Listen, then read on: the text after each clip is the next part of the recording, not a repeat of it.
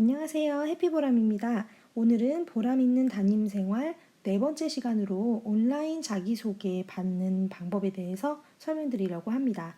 대표적으로 네이버 오피스 폼이랑 구글 설문조사가 있는데요. 네이버 오피스 폼이 훨씬 더 유저 인터페이스가 좋더라고요. 그걸 활용해서 설명드리도록 할게요. 네, 말씀드렸던 것처럼 네이버 오피스의 폼 양식을 사용해서 아이들의 첫 번째 자기소개서를 받도록 만들어 보겠습니다. 기본적으로 네이버는 굉장히 친절해요. 이렇게 다양한 양식을 만들어 두었고요. 보면 선생님들을 위한 것 같은 것들도 많은데 저는 여기 있는 다양한 유형을 섞어서 쓸 것이기 때문에 아무거나 선택해서 만드셔도 괜찮겠습니다. 제가 만들어 둔 것을 예시로 보여드리면요. 요게 컴퓨터로 접근한 양식인데요. 여기 제목도 편하게 바꾸실 수 있고요. 이렇게 클릭만 하면 바로바로 접근 가능하게 아주 직관적으로 되어 있고 응답 기간도 설정을 안 하셔도 돼요. 근데 저는 이게 응답 기간 내에 이걸 마무리할 수 있도록 아이들한테 하는 편이고요. 혹시 미리 보기를 사용하시려면요. 응답 기간을 지금부터 하셔야지 접근이 가능하십니다. 먼저 첫 번째로 이름이고요. 네, 요걸 수정할 때도 간단하게 여기 클릭하셔도 되고 또 요거 클릭하셔도 되고 삭제도 간단하게 이렇게 휴지통 모양 클릭하면 되고요. 필수 항목이 아닌 것에는 여기에 체크 표시 안 하시면 해도 되고 안 해도 되는 그런 설문 항목이 되겠습니다. 유형은 굉장히 다양한데요. 대부분의 것을 주관식 단답형으로 하고 또 유형도 이 밑에 연락처나 주소 같은 거 선택하면 그것을 입력하는 칸이 자동으로 만들어지게 됩니다. 그리고 핸드폰 번호 같은 경우에 이제 본인이 핸드폰 없는 경우가 있어서 이런 것들을 좀 추가를 했고요. 그리고 연락처 유형을 선택했기 때문에 밑에 이렇게 세 칸의 연락처 유형이 나오는데요. 아이들 중에 카카오톡을 사용을 하지 않는 아이들이 있어서요. 그것도 같이 좀 조사를 하는 편이고요. 핸드폰 기기 유형을 먼저 확인하고 카카오톡을 여부를 확인하고 싶다면 간단하게 이거를 밑으로 이렇게 내리시면 문제의 순서를 바꾸게 되겠습니다.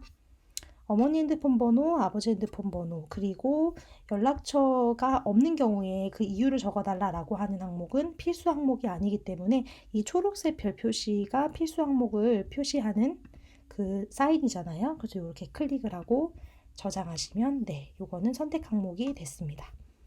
집 주소 학교 사회그룹 업데이트용이라고 하긴 하는데 아이들 중에 또 정확하게 안 하는 친구들도 꽤 있기는 해요. 근데 지역적인 거 체크하시기 위해서 기본적인 양식이 되겠고요.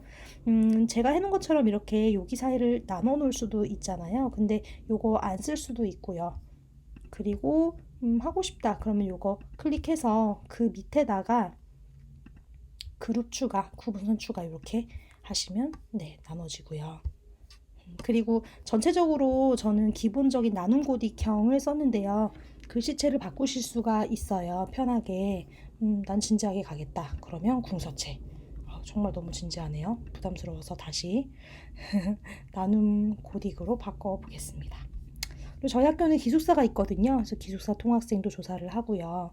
또 고등학생들 같은 경우에는 아무래도 좀 생활 습관이나 학습 습관 같은 것도 잡아줘야 되니까 방과후 시간과 주말 활용 방법도 처음부터 조사를 하고 시작하는 편이고요. 또 저희 학교는 농어촌 전형에 해당되는 학교라서요. 그것도 아이들 먼저 체크해서 조금 더 대입 준비하는 것에 다양한 소스를 마련을 하는 편이고요. 또 대학 진학에 대해서도 좀 다양하게 4년제, 2, 3년제 또는 그 외의 해외 대학이나 취업까지 이렇게 조사를 하고요. 또 가정 내의 분위기를 보기 위해서 이런 항목도 하나 정도 넣어두는 편입니다.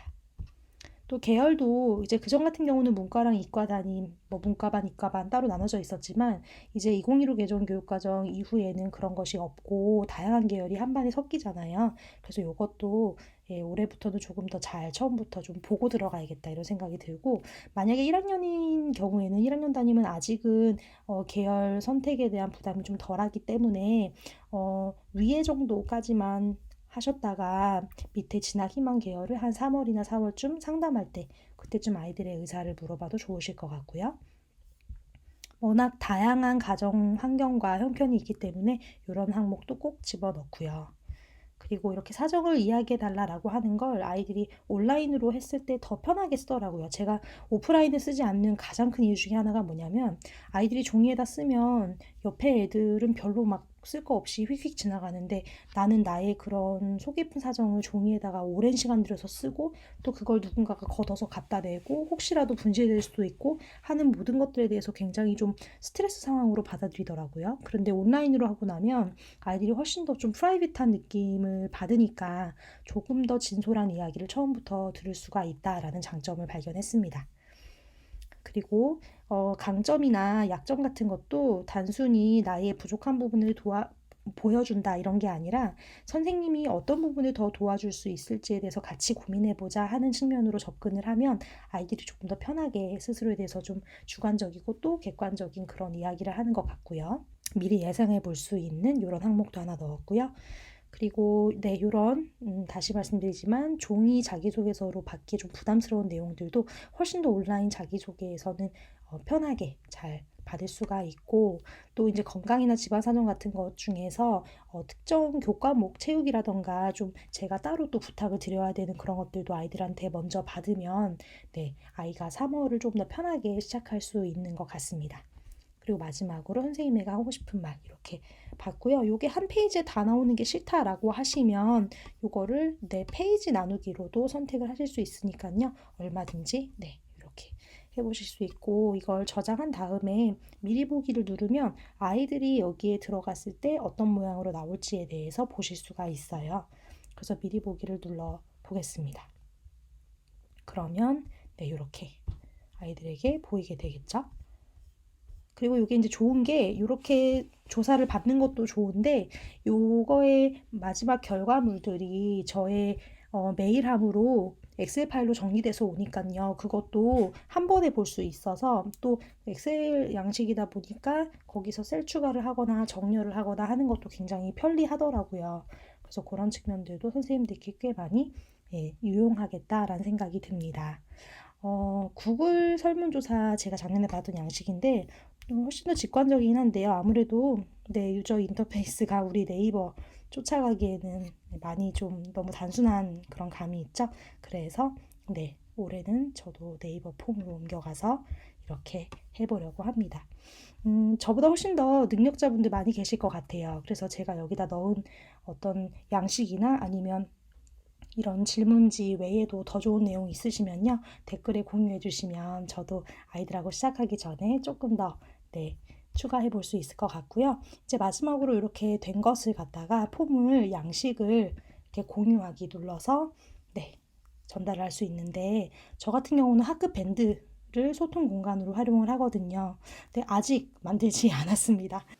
네, 그래서 차시 예고입니다. 다음 시간에는 학급 온라인 커뮤니티 소통 공간을 밴드를 활용해서 개설하는 것을 소개해 드릴게요. 와주셔서 감사해요. Thank you. I love you. Bye bye.